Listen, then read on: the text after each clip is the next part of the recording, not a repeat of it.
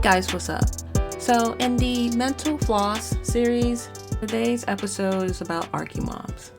Two of my friends, Anta and Veronica, has agreed to talk to me about the pandemic and how it affected their lives. It's a perspective that I've yet to hear anybody talk about, directly coming from Archimoms who are women of color. I've known these two ladies separately for a very long time, and we ended up working together at one point. They both are great project managers, project architects. They are passionate about this profession. It's the work-life balance of every day, every minute, of every hour. Just a side note, they are coming from a two-parent household with kids under the age of 7. So I'm not talking about single moms or parents with teenagers or even kids over the age of 8 or maybe double digits, 10. Parenting comes in all shapes and sizes, and this is just a snippet of their lives that we're talking about and their experiences, and it may resonate, it may not resonate. And I'm not a parent at all. I do have friends that are, and so we check in with each other every so often just to see mentally how we're doing. I'm using Zoom right now as a way to conduct my interviews, and we ended up FaceTiming. It's like, oh, we're FaceTiming. It's not really necessary. I'm not putting it up at all because we all look like crap. It's a good conversation. We focused on the topic of parenting in the pandemic as an architect. So, anyways, short and sweet. Here you go. Thank you, ladies, for doing this. I really appreciate it. Sure. You're welcome. We want to do it. I wrote some questions down. All right. So I just want to start off with the basics. We all used to work together at a ex firm. We're not going to mention any firm names. Okay. But before that, I knew each of you individually. Oh, I didn't know you knew Veronica. Yeah. Wow. So way back before Mike and kids. Yeah, actually, yes. Oh, before Mike and kids. And then we lost track of each other until. That's so cool. So we worked together. And then I met company too. I can't remember how I met you specifically, Anta. We met online. We went on a date, a blind date, remember? I didn't get anything. We didn't go like first base or anything. We went to, I think it was Brett. Oh, yeah, because it was Barbara, right? Barbara, yeah. I used to work on that other black company. Yeah. I was not. But you and Veronica used to work together too, right? Yes. Right, before that first where we were the three of us, yes. Oh. That was another adventure. That was right now I don't think it was so crazy going through what I've gone through now. I think it's really, I mean, it was insane, but every place is insane. Well, and I think in that place that we worked together before, Anta, the team was awesome. Yeah, I think the coworkers were fun. That was part of. And that's the good thing in the place we all work together too. I mean, there's really, really, really good people. Yeah, true. So I had really good teams, and I had not so good teams. So. Well, that's what it is. Yeah, you have good teams and you have bad teams, or maybe just one person that is great, or then everybody else is great and one that it's not. But I mean, yeah, it's all the same. It was good experience though. It was kind of fun. It's nice. It's kind of fun, weird way.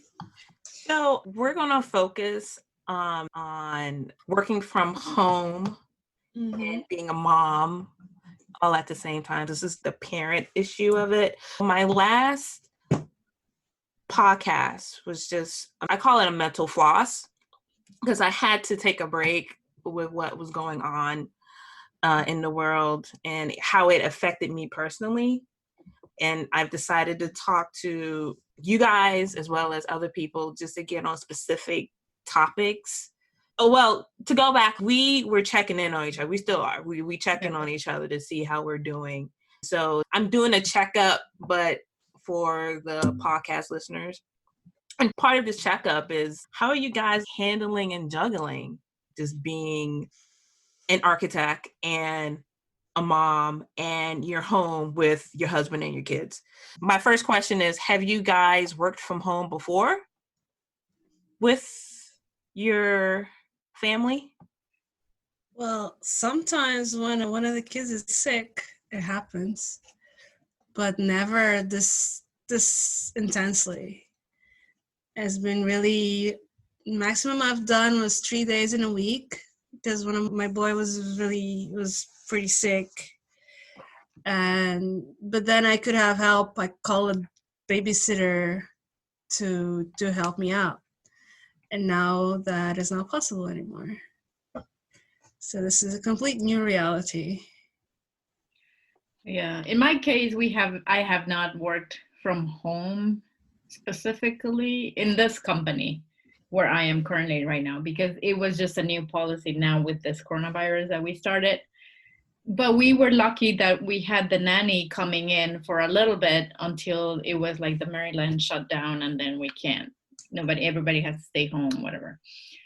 So our nanny wasn't feeling too comfortable coming to. So then we had the kids here. It's a different reality. It's a different reality. But I guess you have to juggle it. Like my current work situation, they're very flexible in time wise. So I start my day at 6:30 and then I end up 3:30 in the afternoon. And then that kind of staggers a little bit between my hours. The nanny zooming in with the kids and the kindergarten classes, and then Mike's work and meetings and whatever.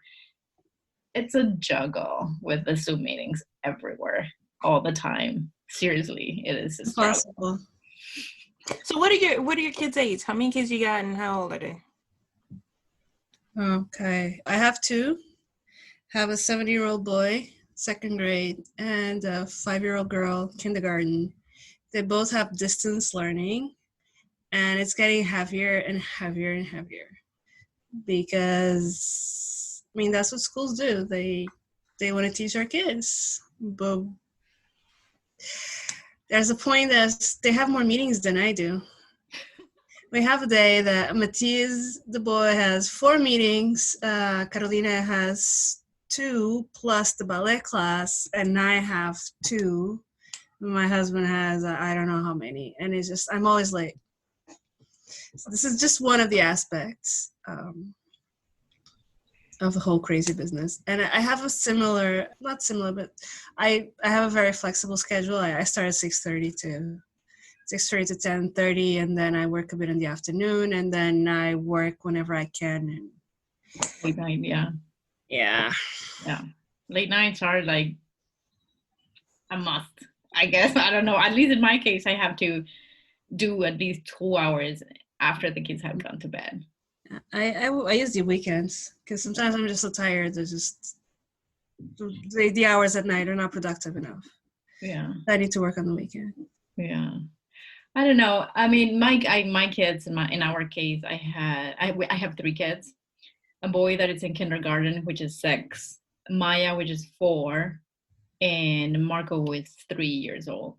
So the 2 younger ones are here with a nanny usually, and she was coming in the first weeks that Max's school was interrupted. Was fine. She was here. I was working from home, and everything was a joy because I had no problems, right? The nanny was taking care of the kids. I was working my 8-hour days and even add a little bit more just because she was here. I didn't have to commute and whatever else.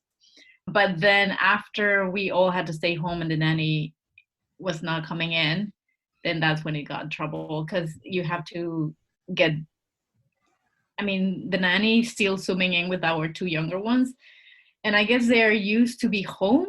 So they're used to the routine. All the materials our basement is sort of like set up like in a Montessori way. So they know what they have to do. but still, I mean, the 3-year-old is sometimes impossible that he doesn't want to work. He needs attention one-on-one, basically. So it's a little bit harder for him. But the kindergartner is doing well with his meetings. He doesn't have that many, but we have been. I don't know. It's just hard to tell. I wish he could have more meetings throughout the day. I know it's probably a struggle, but 1 hour a day is probably not enough for him that he's currently having. So I don't know. I mean, it's just what it is. We try to get them out in the backyard, ride bikes like in the neighborhood, but that's all we do, and we don't go anywhere. The only one that is getting out is basically my husband, Mike, going out for get groceries really late, and that's it. Staying with the kids, did you guys tell them what was going on? Actually, my boy, second grader, he knew it. He was scared since maybe 2 months before the lockdown, because that was all the kids were talking in school. And at that time, I was a little, okay, don't worry about it. It's not coming in. You're safe. And he was a little bit obsessed with it. And then when it started getting real, there's a possibility that we all had to stay home. And just before that, while we're not home, but everyone was pretty scared because we had to commute, we had to go to school and go to work, and people were getting sick. Then he started talking a lot about it. And my husband and I had my mom here at the time. She lives in Portugal. She was visiting. We were talking a lot about it. And unfortunately, I don't think I sheltered them enough. I think I was pretty anxious, and I think I let it out, and they both understand what's going on. They seem to be happy now because everyone is a little bit more settled, and no one is so scared anymore because this is a new normal. But they definitely know. We had a point, and Matthias was really upset because he couldn't go to school and he wanted a real play date and no more Zoom play dates. Right. And yeah, they know, but I think they understand, and I think they're adaptable. They're getting used to it. What were you thinking when he started asking you all these questions? Did you feel guilty? How was your own anxiety? Yeah, that was part of, maybe a small part of my anxiety, the fact that I wasn't able to shield them from my own stress and my own anxiety. And I remember, especially those days before working from home, that I would get home with them from school, and obviously, I mean, they're all dirty. They come from aftercare, been playing on the ground, and I'm just saying, okay, go wash your hands and take care of your clothes. And they were upset because why we need to do that? Why can't we just go and play? And then I would lose my temper, and I was really upset about it. And then there was a crying fit, and we were all upset. And it was like probably a couple of weeks like this until we could all settle down a bit. Yeah, because they didn't understand why I need to clean. I have to rip off my clothes and why? Yeah, any of that stuff. I just want to go play. Why do I have to do all this stuff? And they were okay with the hand washing and singing ABCD. So Yeah, it was fun. That is the same with our kids. And I think the only one that has more focus on it was our 6-year-old, because he was going to school and he was like getting all this extra information. We talk to them all the time. They know, like, their soccer classes, their ballet classes, their swim classes canceled. Now they can't go anywhere. They are asking now for it. They're starting to, I mean, they're used to be home, but now they're starting to, I want to go to swim class. Where are my goggles? Can I just go out and swim? And I was like, so we had to order a big pool for our backyard because the summer is going to be here. We're not going to be going to swim, and might as well get them to practice a little bit more. I mean, it's 30 inches deep. It's not really a big pool, but but it will get them some energy out in the summertime. So you got the pool. we got a pool, yeah. And I was telling Mike, you better order it now because they're gonna be out of stock. That's so true. So we got a pool. So yeah. And then we just basically are gonna be living in the backyard in the summer.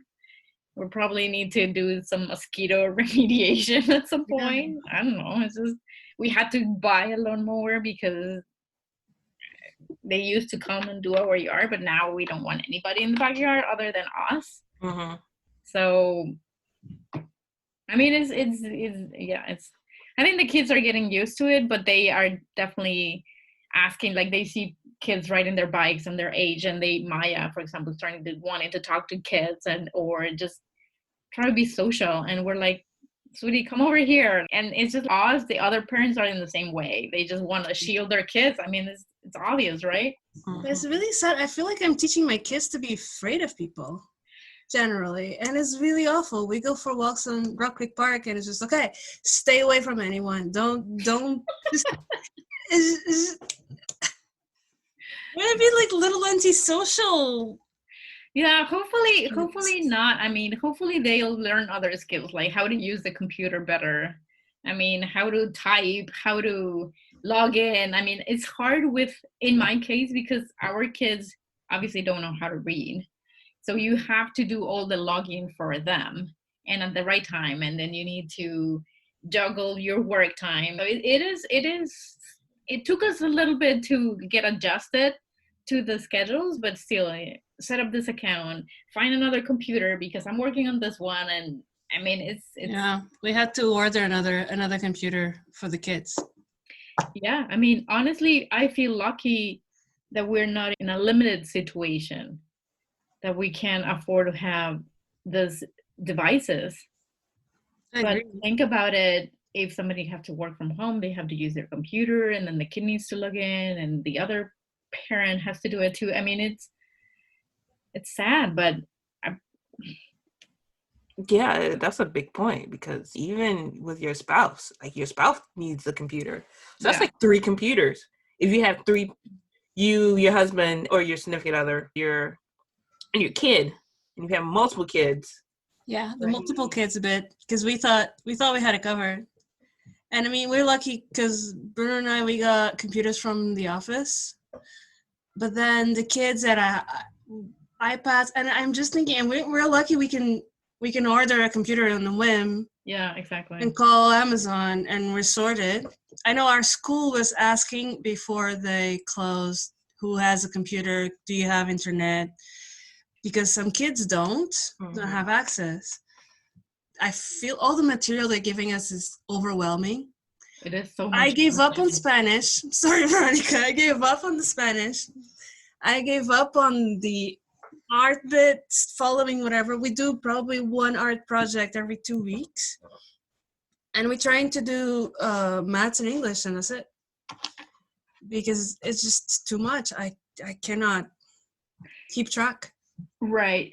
In Montgomery County, they gave Chromebooks to some of the kids that needed it. Obviously, we didn't want to take anyone's place, but Mike was lucky that had another laptop, so we could use that for the kids. But yeah, if you're not in a situation that you can afford it, then it's a hard thing for families. And if you don't have internet, I mean, now Montgomery County is giving printed packets of all the materials to the kids, because some don't have access to printers. There's ways they're trying to get it better at it. What about schedules? Your typical week. How do you guys balance everything? There's no balance. No such thing. I remember, Anta, you showed us, you and Bruno finally did a schedule. We did a schedule, and it's very flexible. Because mainly Bruno, for his type of work now during a crisis, he has to work much more. So he would, if it wasn't for the school issue and the kids issue, he would probably be working 12-hour days. So there's a lot of me trying to cover for him and still doing my work. And well, on the other hand, he has some flexibility, and some days like next week he's taking some days off because he needs to calm down. He needs some time just to recover from all the spurts. So those days that he takes off, I manage to work a little bit more. But basically, yes, I theoretically start at 6:30, and I do 6:30 to 10:30, and this is good not to have a commute, so that's why this is possible. Yeah. So basically, wake up, have a shower, coffee, and I start working, and then I can log in 4 hours before my turn of taking care of the kids. In the meantime, Bruno starts with the kids with their morning meetings, and hopefully he does some work with them. And then I start at 10:30 to 12, and that's sometimes I have some of my meetings bleed into this time that is not only kids time, and then I use the iPad so they are entertained. And then we have lunch, and then is the negotiation. When can Bruno stop work so I can log in? Normally it's around 3:30 4 p.m. So then this doesn't give me a full day all the way to dinner time. So that's when I have sometimes to work at night or work on the weekend. And I've been using PTO. I work 6:30 at least until lunch time. Again, it's so much cooking these days. I don't have any kids, and I'm cooking all the time. So then it's lunchtime. I prepare lunchtime. I try to get them all ready, fed. Marco sometimes goes down for a nap. I need to lay down with him for a nap. I mean, the other day I was connected to a meeting and I'm laying down with him so he could just relax and calm down. Multitasking. Yeah, exactly. And eventually he fell asleep. I came back to the computer and log in. The other two kids are a little bit more independent. They can go in the backyard and play a little bit. And then Max logs into his school time. Then Mike starts kind of melting into where we can work. I try to stop working at 3:30. And then I get into full time with the kids. And then Mike can work more in the afternoons until probably 7 p.m. And then it's dinner time. Like, we are trying to do lunch together as a family. He does breakfast. I do dinners with the kids. And then we just do bath time together. But I mean, another aspect, we were thinking that we are in a way lucky to be having young kids and be at this time at home. It's very nice to enjoy the way they are growing. Right. We don't have like a teenager that is so desperate to get out or not be in the house or something like that, you know? Or I don't know, maybe. I don't have a teenager, so I cannot say, but I can imagine. I was that way. So we're lucky to be kind of sort of enjoying them more. Like, I used to, when I'm at 6:30 in the morning in the office, I never see my kids in the morning. They're still asleep when I leave the house. Everything is dark and I just get to work, and then I don't see them until I come back from work. Mm-hmm. So it's been really nice that I'm here working in the basement, and they come at whatever time they wake up, they give me a kiss, and then they go play with their dad because they know I'm working. So, but it's a different feeling that I'm probably gonna be missing.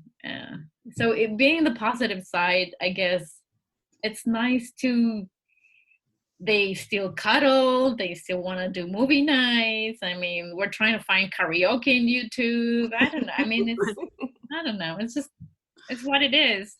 So might as well get the good out of it. Right. That's true. There are some good things. There's some good things. There's good times with the kids. There's good times in family. There's no commute, which is amazing. Oh, yeah, I love that. And the flexibility that we actually can work at whatever time, it's God-given, because no one complains anymore that you're not in the office the core hours. So you work at night, you work in the morning, you work whenever you fit. And obviously we have teams. Like, we're architects, we don't work by ourselves. We need to be connected with our teams. But then, hey, there's all this technology that helps you talk with your team and keep everyone informed and keep the ball rolling. I think actually that is working really well. And I do have time. I mean, I do exercise a lot with the kids, which I wasn't doing at all before. Before, yeah. Nothing. I wasn't doing anything. And now as I'm trying at least to stay active, just because we're not moving at all. There's no commute, there's no walking for lunch or anything. And I do feel healthier. So I hope at least there's some things we can bring back when we get back in our offices, that no one will find it weird that we can work from home at least a couple of days a week. I mean, it's possible, and everyone will be healthier. So what's your workspace like at home? Did you have to create one, or you had one and now it's not? Like, how is it now? We did have an office here, like a desk with a computer that it was just to use for us to pay bills, whatever, home things. And so that became my space because I started working from home at first. Then Mike's office, we thought that we could add his desk here in the same room. But there was one time that the day that we both had to work at home, he had meetings, I had meetings. Yeah. And no, I think either one of us needed their own space, just to the way we talk in meetings. And it's just a professional, different situation that you don't usually see your spouse doing. It's just that I'm different. So he now has his own space. I have my own space. The kids had other space. And we had to separate the kindergartner from the other two younger ones, because that's what we were told in the school, that he needed to have his own space, a desk preferably, and so he could concentrate on his things in his work. So we're pretty lucky. We already had a pre-set up space for an office, which is the attic, and that's where I am now. And it's nice and peaceful. It's funny because we need to have access to the kids' bedroom. So in the morning when I'm working, they come here when they're in their pajamas to say good morning. It's really cute. I know, that's lovely. I love it. Really cute. And we have a system, my husband and I, that we both have our desks here in the attic in the office. So this is for the quiet space. And then there's a little desk, the dining room, where the kids have their space set up for their school, which is if we really need to work while with the kids or have a meeting. I have a bunch of meetings with them in the background. Or if they're both entertained with something else and you can actually squeeze a couple of minutes of work, that's where we do it. And we can keep connected with the team too, which is important. So it's a bit like, we have laptops, so at the time to switch, we switch our laptops. He goes downstairs, I go upstairs, and that works okay. That works okay. It's fine.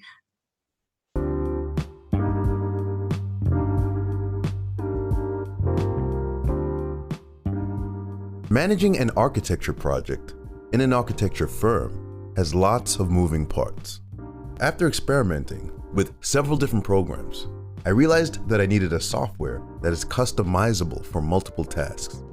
The more I talked to other firm owners, the more I realized there was a void where my firm wasn't big enough for programs like Asana, Instagram, or Trello, and not so big to spend $10,000 up front for some integrated software. I wanted a software that could do dashboard and Kanban views, Gantt charts, serve as an intranet for the company, and resource loading. Then I discovered Smart Sheets for Architects. Interested in how Smart Sheets for Architects helped me? Go to www.smartsheet4architects.com and enter in ArchisPoly in the promo code to receive 10% off the course. Save yourself hours of guesswork from dealing with conflicted spreadsheets.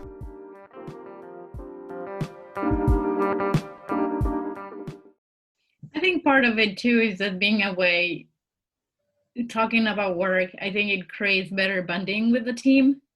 You have to have communication. There's no other option. And in architecture, you always have communication, right, with your team. But now it's like constantly having communication. And I think it's positive. I don't see any problems lately with, at least with my team. Everybody's working hard. I mean, they do have young kids as well.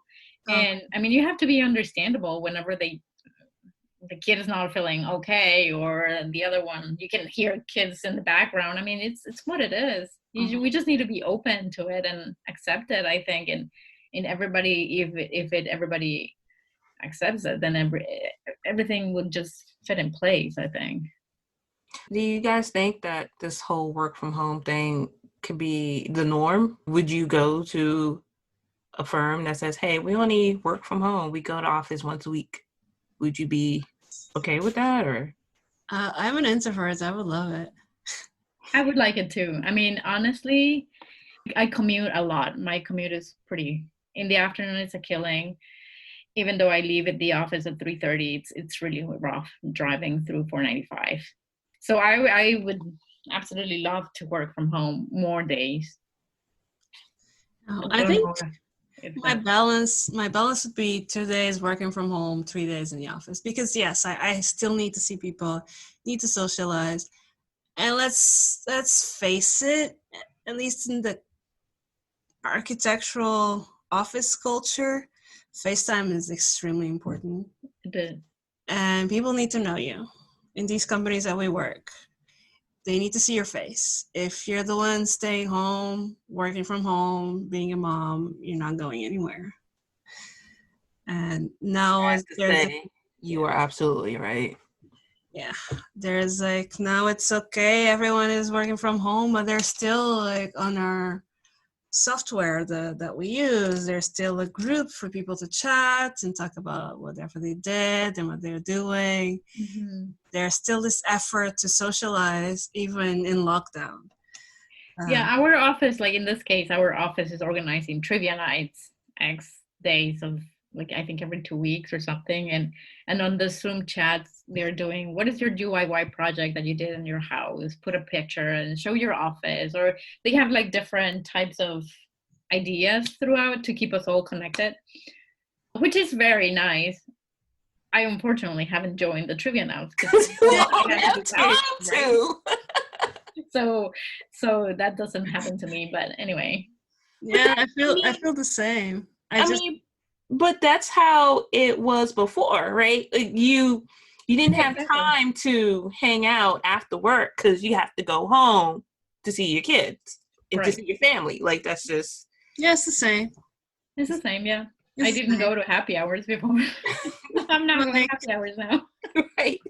Because it's still the same schedule. There's still a schedule. Work's over, I gotta go and switch up or whatever. And there's another low that we have is just, I don't know how you guys are doing with this. Just going shopping is a hassle. Just finding food, finding flour. I was so happy a week ago because I managed to buy some cleaning products. Wow, where? Amazon. I was like scouting Amazon, and I managed to put an order, and it took me like 20 days to receive some cleaning products, and I mean, it made my day. I was so happy. Haven't managed to buy toilet paper yet, but that's my next one. I know. So everything, it's scouting, like where can you get a delivery for your groceries? Can you get someone to deliver stuff? Where can I find chicken? It's just, and we're okay. I haven't been out for shopping for a while because we've been managed to get slots on Peapod. But actually, I should get one. Maybe I can get one in 2 weeks if I get it now. So there's all this load of like how to keep the house running. And I'm very lucky to be able to afford twice a week, every 2 weeks to have someone to help clean the house, but not anymore. So there's another one that just like keeping the house clean. I'm fairly miserable. It's not me only. Amazon, they have Whole Foods. And so we had to wake up at like 6 o'clock in the morning to get a slot. Yes, I did that last week. I got a slot. It was just like, And so all the things, so we will load up the cart with stuff, and every time we look, our cart just dwindles. So we'll have 40 items, and then all of a sudden it's like 20 items. But I'm like, I don't care. So I'm just like clicking so they can deliver it. So it's a surprise. What came and what didn't come? Oh, wow. Exactly. It's like, oh my God, actually, I got 70% of my order today. I'm so happy. Right. We haven't tried ordering online. So who goes out? Mike. He's been going out like mainly to buy fruit and vegetables. Yeah. Or if we run out of bread or milk, because our kids drink. I mean, there's 3 little kids. They drink a lot of milk. So anyway, and eggs. So he goes out late night. Like he goes at 10:30 p.m. and he has been saying that there's not a lot of people there. He's barely saying that it's either at other people shopping, like maybe 4 or 5, and whoever's in the cashier. And there's plenty of space. I mean, there's always no paper products, but No. we'll have to make it to Target and maybe get there at 6 o'clock in the morning, or I don't know what the seniors are, but Whenever that shipment comes. yeah. So do you guys have any advice for anybody? I would just say take a deep breath. I mean, this is going for the long run, and might as well accept what it is and enjoy the time that you are at home. I don't know, it might be harder if you are having, I guess I'm having a good time, or I mean, no, I mean, yes and no. It's always a struggle. I'm not gonna say it's easy, but might as well switch the coin and say this is better than one of us getting sick or having to commute or have to go work outside my house, you know. Oh, how was the hospital? I know Maya, is she still in a cast, right? She still has a cast, yeah. So a month ago, she broke her arm. She fell from the monkey bars that we have in our backyard. And so we took her to Children's Hospital. It took forever. We got there at 5 p.m. and we arrived home at 4 a.m. in the morning.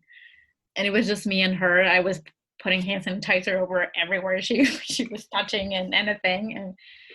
And now actually they're taking the cast off on Monday. And then we were trying to avoid going to the hospital. Even we called the doctor's office and they say, can we remove it from home and just soak it in water? And, you know, you can do the teledoc kind of thing. And the doctor was like, no, you have to come in. And I was like, okay, well, fine. But they did call us and ask us if anybody was feeling sick or he had a fever. And I'm like, no, we are all been home for 20-something days. Everybody's been good. And they said only one parent is allowed and only the child could come. And so Mike is taking her tomorrow or Monday. And probably she's going to get an x-ray and making sure that everything is fine. So I have to finish their masks because I'm sewing too. So yeah, I mean, that's what it is. Yeah. How about you, Anta? Any advice? Be kind to your partner.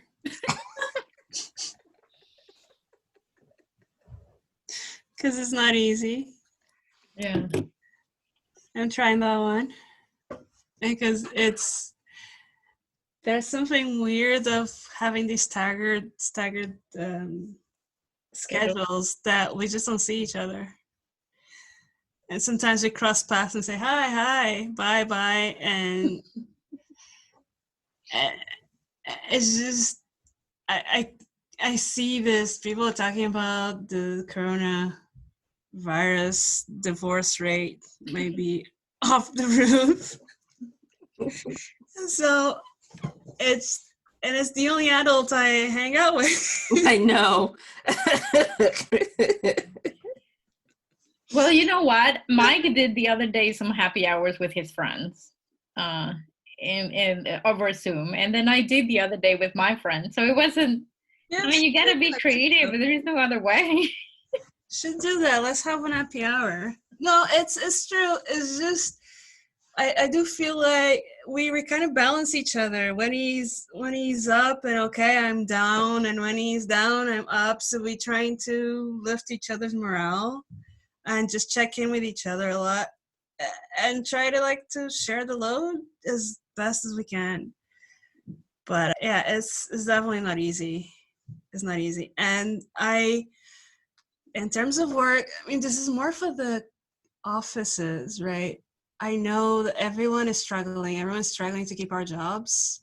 I'm really thankful that I still work.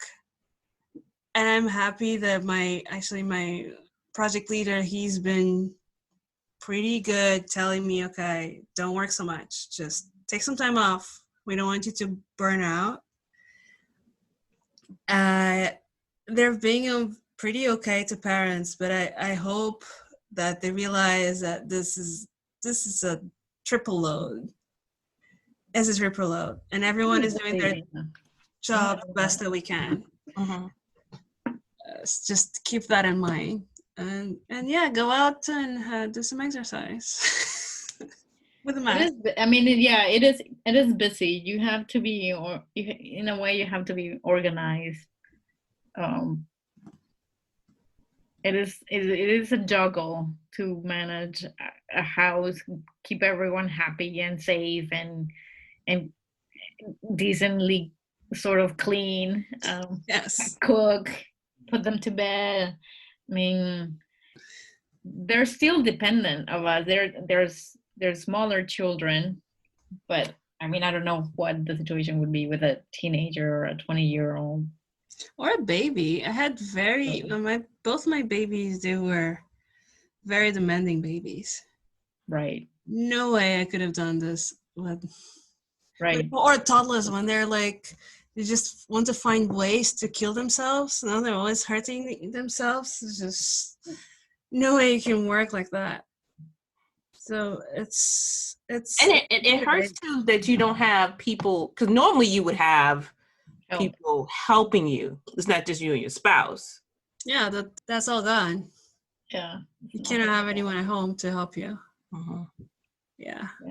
And I always have my mom around to help and my in-laws to help. There's babysitters to help, and no one is allowed anymore. How's your extended family? How's your mom? How's your... So my mom, it was pretty hard for me when she had to leave. She was supposed to stay here till Easter, but she left May 9th, just before things got really bad. March. Yeah, March. Yes, not May. She left super early. We weren't very happy about it. It was really hard to say goodbye in the airport. And now she lives by herself in Lisbon, and she's there in her flat, and I call her all the time to tell her not to see people. So I'm trying to really, that's another thing, is just you have to try and talk to your parents all the time, because especially my mom, she's alone. And I don't want her to get into depression or anything. So we need to keep the communication going. Have you been checking out Portugal's numbers at all? Or? Portugal, for some miracle, is doing fine. And it's because it's kind of an isolated country. We just have border with Spain.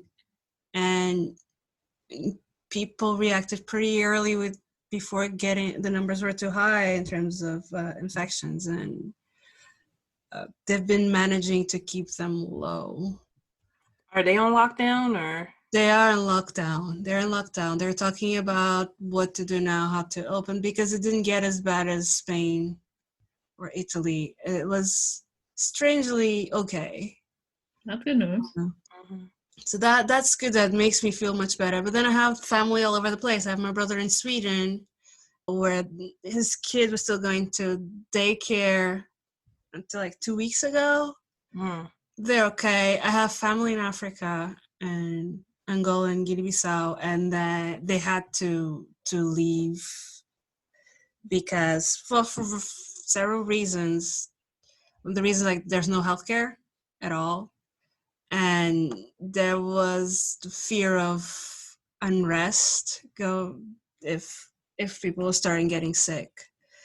So it's been checking my aunties and my cousins, and where are you going to live? Are you going to leave? Are you going to go? Are you flying? What you're doing? So there was a little bit of stress on that. And then, and my husband's family is all in Belgium, and they're all okay. So everyone is in lockdown. Everyone is struggling, and we're worried about the older folks, right? Mm-hmm. Yeah. With all this, preconditions. Right. The list of preconditions just goes on and on and on. Yeah, I'm lucky my parents are also in lockdown. They're just at home. My dad just recently retired, so That's good. they're doing good. Yeah. I wish they could just, I don't know, do a little bit of more exercise. I mean, they're old. They're not older, but they're. Are they able to like go for walks and stuff where they live? No, I mean, no, but they do have a treadmill at home. Okay. So yeah, or I think a bike too. I don't know. But I try to encourage them to get to it. Sometimes they do, sometimes they don't. It's just You can't tell parents what to do. I learned that lesson. yeah. I learned that lesson, especially with my mom.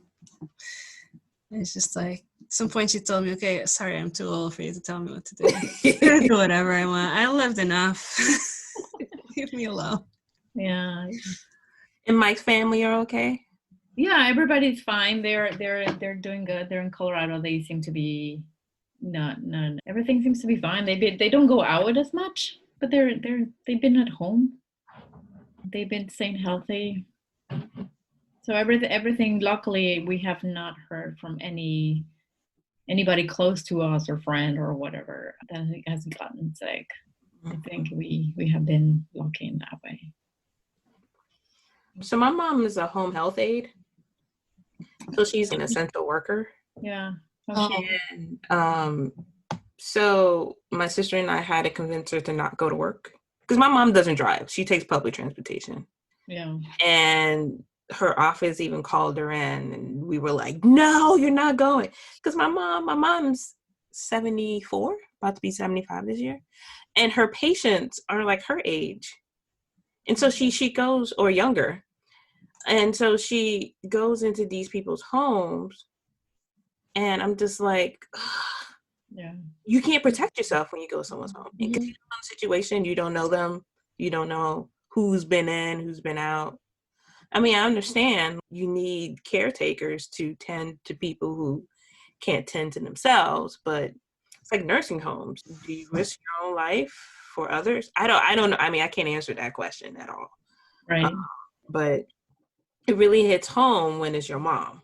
That's true. And you're like, Mom, don't do it. So she's not going. And I'm thinking she's using her PTO. Or I really don't know. I've been afraid to ask, actually. Yeah. In the beginning, she said I'm just using my time. But it's been a while, so I haven't asked her yet if she's gonna. Because we really want her to retire. She's so close, and I don't want her to retire and get sick. Yeah, that's awful. Whatever. Right, no. That's the last thing. I mean, even with the kids, some parents that are sending their kids to daycare because they're essential workers. Like we could have our nanny come in too, but there's a point that you have to say, well, what's happening here? Try to keep, and it's because our youngest had an asthma attack at some point, not like 2 months ago or before this craziness started. And we're like, we can't afford to have him an asthma attack at this point. So we're just kind of trying to keep ourselves shield a lot. Yeah, that was my main scare. So that's why I stayed home earlier than anyone else in my office. As the kids have asthma, and I've seen really bad asthma attacks with normal cold viruses. You don't need to go all the way to the specific one, and they're pretty bad. And we just need to shield them and shield us because we need to take care of them. Exactly. Exactly, because like you, Anta, I don't have family in town. It's just Mike and I and the kids. right? Wait. At some point, we're thinking, okay, if both of us get sick, who's gonna take care of our kids? Right. We need to ask some friends to come here and like take our kids away. And hey, and by the way, you take our kids, and you might get sick too because we all, theoretically, everyone is infected. Yeah. It's a risk that you can't afford. Like, how do you send three, in my case, how do I send 3 kids if both of us get sick to another household? It's And get that household sick too. right. It's something that you don't even want to think about. No. At some point, Carolina asked me, "Okay, Mom, if you and Dad get sick, we have to take care of you." And I'm like, "Wow." Hold on 1 second. I'm not ready to answer that comment. I don't know. I deflected it. Sweet, right? I'm very happy we're all healthy, but all these like terrible scenarios that flow in my head. That keeps you up at night sometimes, So, do you guys have any strategy for when the office reopens? Can you think about it? No, I don't. I think something it was mentioned. I hope everybody takes it seriously and don't let everyone get out like that in the world, just because we have to be cautious no matter what. When I go back to the office, I'm gonna be probably wearing a mask and cleaning everywhere and washing my hands like 20 times. Like my hands are falling apart of how much I've been washing them. I don't know yours. Ridiculous. Feeling now. My hands are alcohol. Like, this is alcohol. Yeah. Now they're healing, but it was really painful. I had like everything hurt. My skin cracks, and if you don't lotion afterwards, or I get scared about that because that was my low point. It was all the anxiety of actually going to the office.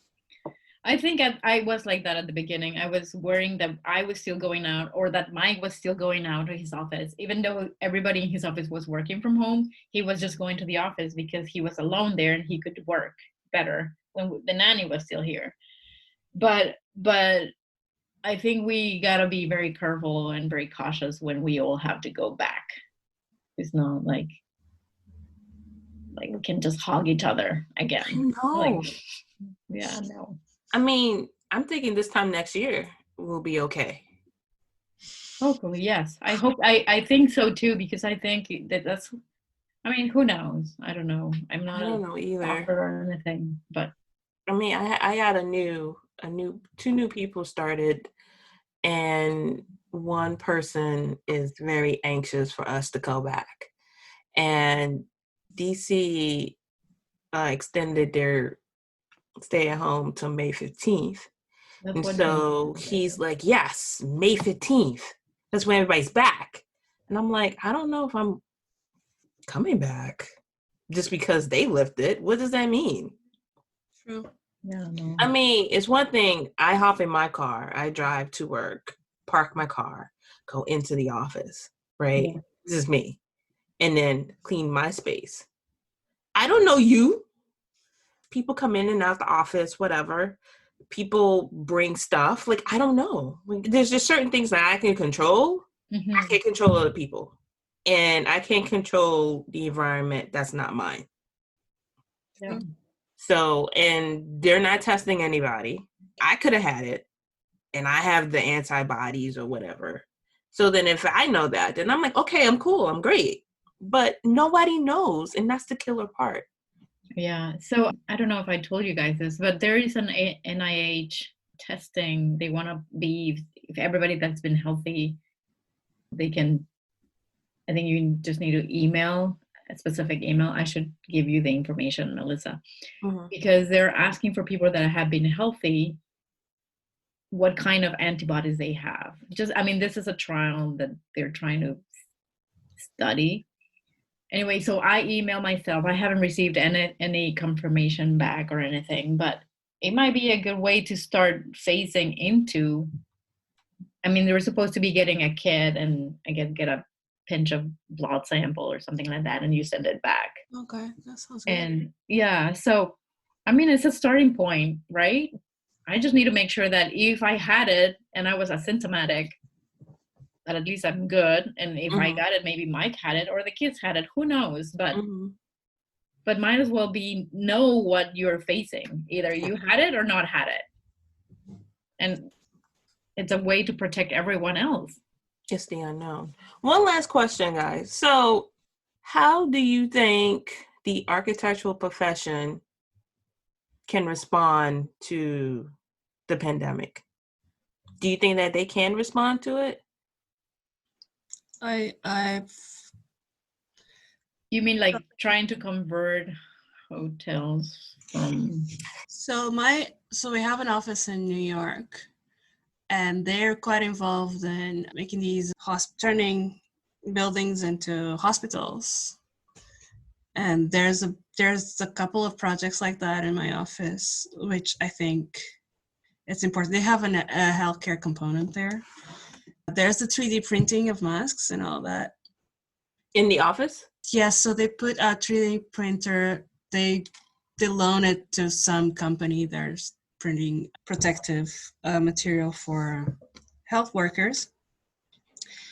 There's the long-term implications that I personally think that we should start thinking about. One is the profession itself, and I mean the new generation, and how can we help the new kids coming out of schools now facing this crazy recession? Because we had the same in 2009, and that was like, it was awful. There's a missing middle currently. There's some people, there's skills that you cannot find in the market, and I think it's linked to the recession, how people gave up on architectural back then. And we should try not to do the same.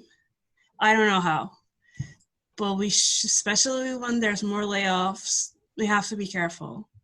You're not making sure, okay, all these kids, all these young folks that don't have enough experience, let's kick them out because we cannot afford it. And then in a couple of years, there's no one to do the work. And that's extinction for us. And the other thing is, in terms of architectural theory and in terms of designing cities, how people are thinking, oh, density is bad because of the virus. And I'm a bit scared that might be the thought process going forward. I hope not. I hope not, but I hear some, okay, how the pandemic is reflected in design. How can we design buildings with this in mind? And I'm a bit scared that means keeping people apart.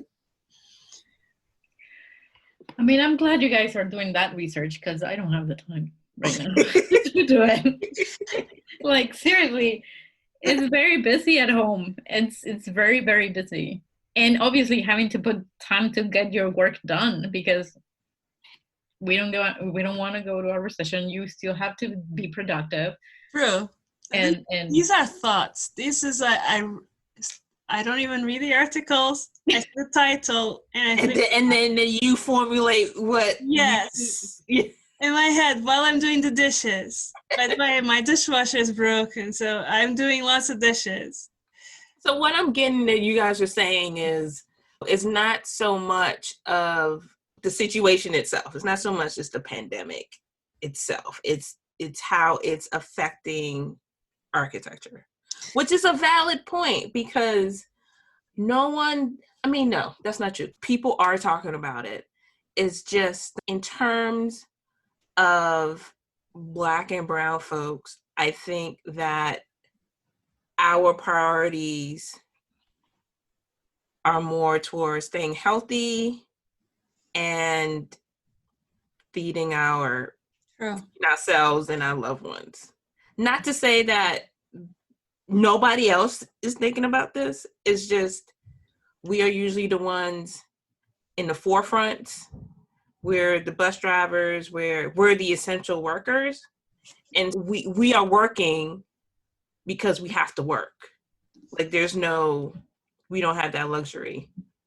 And so I think that your point, Anta, of the recession, and you hear people taking pay cuts, you hear people getting furloughed and then laid off.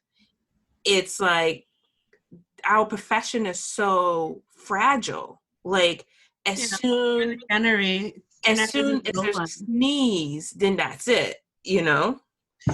And tying this to all this effort of diversity that all these companies are doing, everyone talking about diversity, how important to have different voices. Anything to do, like last recession, Black, brown women, first ones out of the door. So we have to keep an eye on that, because all these gains we've done, they're all going down the drain. Everything that we achieved in terms of getting more representation in the profession, well, because we are more fragile, Black and brown people are more fragile because we don't have the wealth, because we don't have the support that other people have. We're probably the first ones to be dispensable. And I hope that doesn't happen, but we should be vigilant. I think something to learn from this situation that it's very important for everyone to see is how we have been, in this case, women moms, how we've been managing to run a house, obviously with the help of our spouses, and still get things done. Mm-hmm. I think that says a lot. To be that it's important that moms, women, parents are definitely getting better, are being organized, getting things done. The work is being done, right? Yeah. And that's amazing. I find it amazing. We got to set out this week. How the hell we have 2 moms in the team. Yeah. How do we achieve this? It's amazing. So yeah, talking about deadlines. So we have a DD coming up on May 1st, and permit comments are still going, you know, and my other 2 team members are guys. They do have young children, and my team has been amazing. I mean, we are working a lot. We're being productive.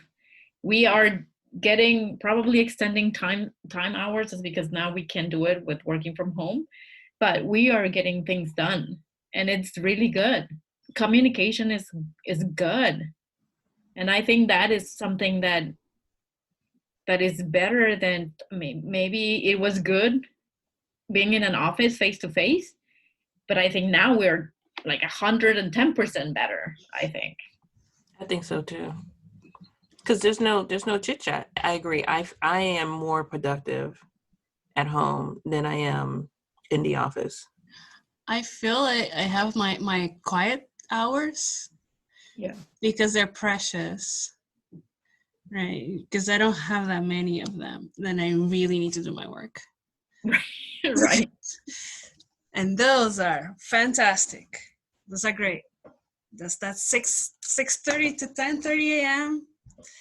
But then, you get into trying to work with the kids around. It is what it is. Mm-hmm. But that's the period, because we do have team members in LA, so the hours are kind of crazy.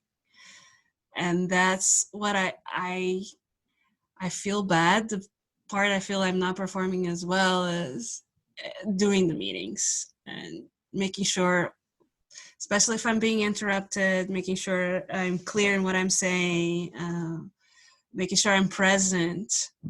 It's pretty hard. Especially a meeting that you have all the consultants and you have to be on top of things. Yeah. Not easy at all. I mean, yeah, that's what I've seen too. I mean, I have to be on top of things no matter what, if I'm managing the team and the project and trying to get things done, coordinated with consultants, different consultants, and get the ball moving for the project to get out, right? it takes a lot of meetings, and then it cuts some of your productive time, but then you have to make it work somehow and get it to, so we basically get the client happy. No, that's the end of the day of what we do in architecture. We have to get our work done, get a good set out. We don't want to lose clients, and Kind of avoid it. Yeah. yeah, I mean, and Very we're lucky important. that in our case, our project is still running. Yeah. So is ours, and the client is pretty motivated. Right. And we want to keep it like that because it's a huge project. And if it falls, it's not only me that's going out, it's a big team with people from different offices. So we need to keep this thing going no matter what. And yeah, there's a sense of responsibility because I know there's a couple of projects that have been put on hold. Not that many, especially DC office seems to be healthy so far, but there's like double responsibility to deliver a good job. Yeah, I could agree with that. DC schools will close May 29, last day of remote distance learning. And that's it. There's no going back for the school year. And then they're saying they're going to start the next year 3 weeks earlier. That is the plan now. So there's no school until May 29. till let's say mid-August. So what are you guys going to do for the summer? Get a pool. Because you usually plan like what you do for the summer now, right? Or no, we had a plan. We had tickets. We had a big, fantastic plan for this summer. We were going back to Europe. My husband would take some time off to go earlier to Belgium with the kids. So the kids will be out of the country for 5 weeks because we would kind of stagger things a little bit. I'm going to see my family. I will go and meet my niece that she's going to turn 1 year old. I'm very excited. And we got the tickets. Now they're not refundable. I don't know what to do about that. We had to cancel our vacation in April. We were going to Cancun first and then to Mexico for 10 days, 15 days. Sorry. I know, we were so bummed. Like the kids are still asking, when are we gonna go to the beach? Sorry, I don't know when, maybe next year. And we were able to cancel they asked us to basically set up a date for the new trip, but at least we didn't lose the money. We just eventually will have to plan a trip to go. That might happen when it gets to the point that, okay, if you're going to travel in July, it's still not safe to travel. So we might have, right now it's still hanging. But my main issue now is the summer camps because we only have one summer camp this year. And we're trying to communicate and say, okay, is this still happening, not happening? If it doesn't happen, what the hell are we going to do? Yeah. It must have to happen the same way the school is going now, or the Zoom meetings again in a different Zoom camp.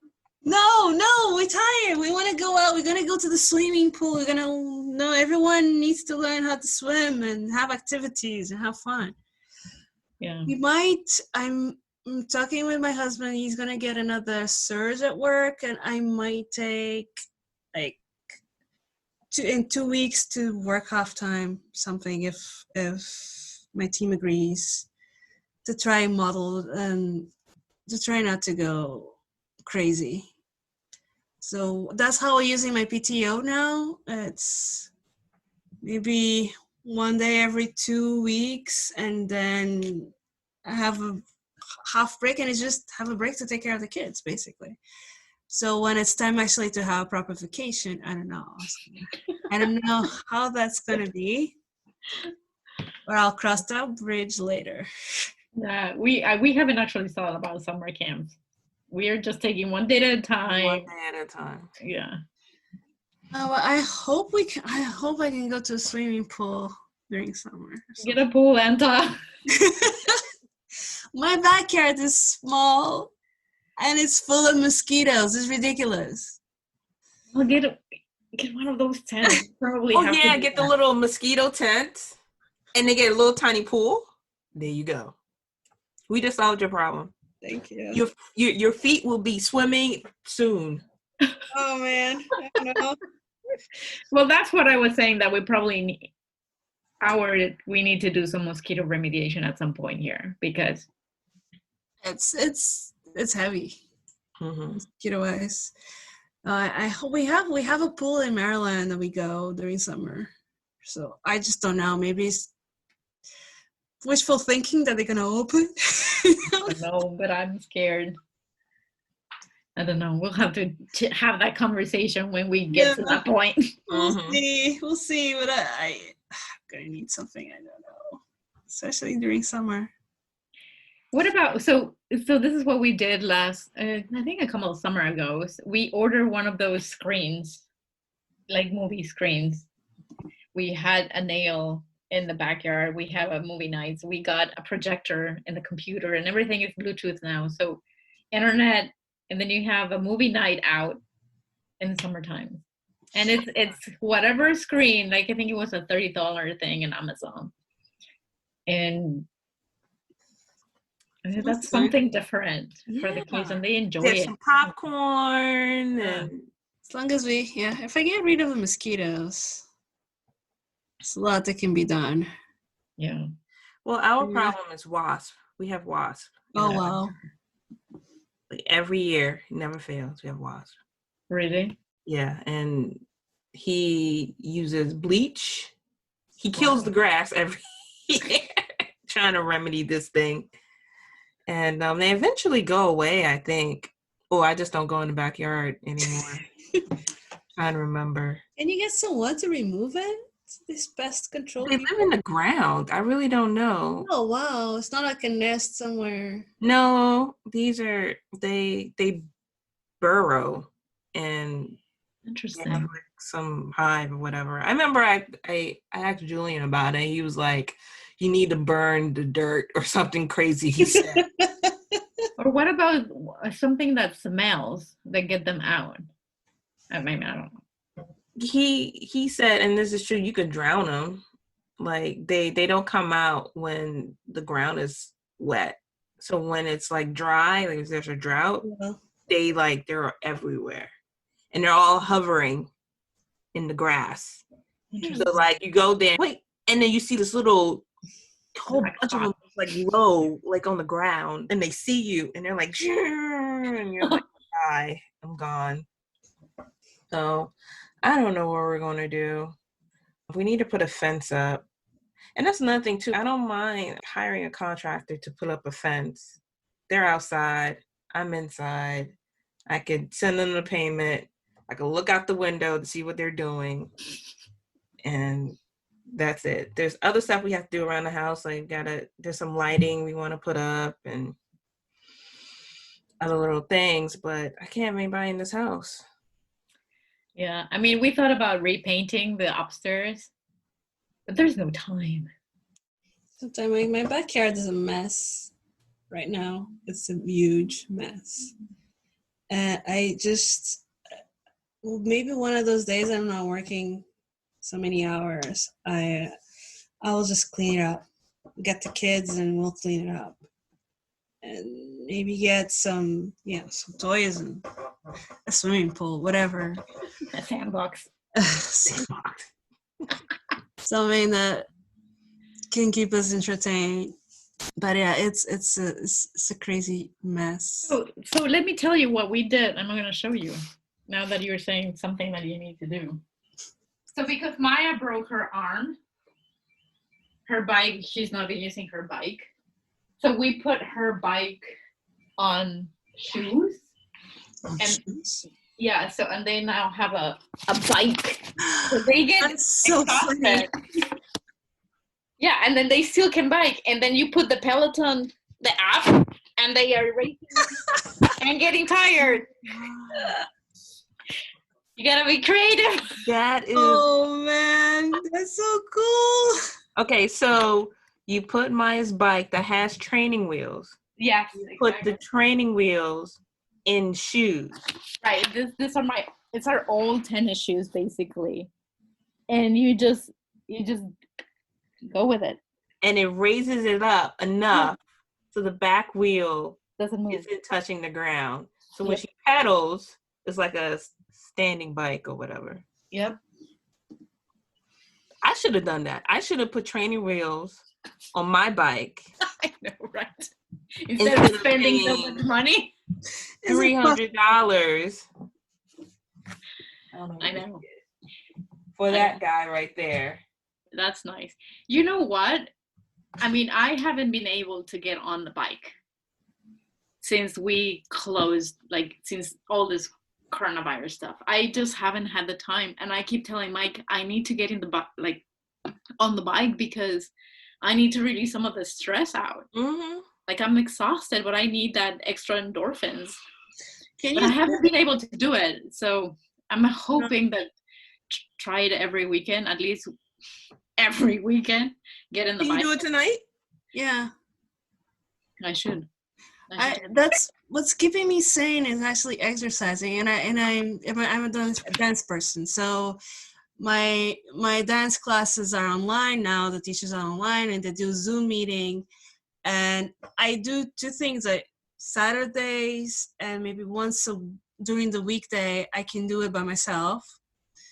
And other times, I mean, the kids watch cartoons, and I turn the TV on, and I do it in the living room. Yeah. Or outside in the backyard, which I'm sure my neighbors love it because it's really funny to see me. But it's keeping me sane. I bought a step, and there's a bunch of step classes on YouTube. Yeah. Nice. And it gives me energy and keeps the anxiety away. Seriously. Otherwise, I don't know. Peloton has a dance cardio thing. Have you tried that? Have you seen it? Veronica? No, it's like no. I think they started with the cardio classes on Peloton by the time we were starting to get hit around here. So I don't think there was. I mean, on the Peloton Facebook group, yes, they were talking about it, and I meant to get on it.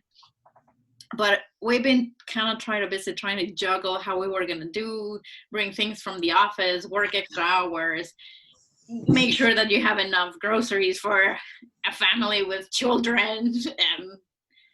It's just been very busy, honestly. I haven't been able to get to that yet. I hope now that things are sort of starting to get into a routine, hopefully I will be able to get on the bike or do some other exercise other than eating. I think that especially that period, that very low period that I was so anxious in the beginning, then I really started any good opportunity for dancing, because that's kind of easier. You can dance and do the dishes. Yeah. Like any time with the kids play in the backyard, just pop up the iPad and there's some videos somewhere. Yeah. Mm-hmm. So. All right, guys. Thank you so much. Well, stay healthy. Yeah, you too. Yeah. Let's have a happy hour. We'll do a happy hour. Maybe this time it'll be afternoon happy hour, something like that. Anytime is a good time. I just need to get some alcohol because I think we're running out. That's another problem. That's another problem. It's really hard. Then how can you justify yourself? Go to the liquor store and see people just to get. You can do it online. Actually, we were looking into it. The problem is you have to order 6 bottles. And you have to spend like $150 or something. Oh man, I'd rather spend that on the stuff for the kids in the backyard. Crazy. But I mean, you get a whole case, that'll last you. It keeps you settled for a while, right? Mm-hmm. And you don't have to go out, it's the delivery, but because we looked into it. But she was like, I'm not spending all that money. I was like, well, when you keep running back and forth, you end up spending. That's true. That's probably you can end up spending the same amount of money when you go to the shop. Yeah. But anyway, guys, thank Bye. you. Thank you, Anta. Thank you, Bye. Mel. Thank you, Melissa, for the opportunity. It was fun. Bye. Yes, it was. Bye. Bye, Veronica. Bye. Hey, listeners. I have an exciting announcement. I decided to launch a membership program for the show, where you have a chance to support me and the show directly. I love creating the show, and it means the world to me that you all tune in to keep hearing me week after week. But it takes an immense amount of time and energy to produce. I want to keep the show going, and I want to invest in its growth. And I also want you to become a partner with me in this journey. That's why I'm excited to give you a chance to officially become a supporter of the show at glow.fm/archispolly, ARCHISPOLLY, or by clicking the link in the show notes. It's quick and easy. It takes less than 30 seconds and just takes clicking a link in the show notes and using Apple or Google Pay. You don't have to create any new logins, and you can contribute as much or as little as you like. If this show is part of your day or week and you like what I'm doing, then visit glow.fm/archispolly, all one word, and support me and the show in any way you can today.